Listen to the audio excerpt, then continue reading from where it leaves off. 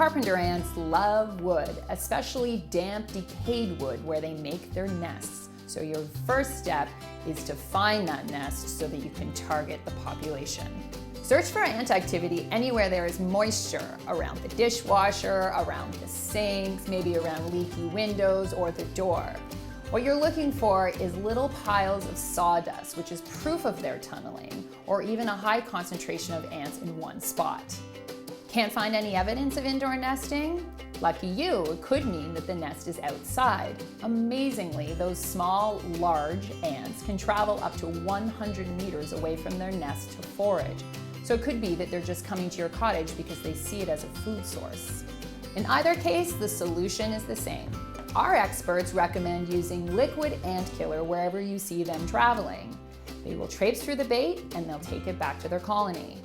Also follow a few common sense tips. 1.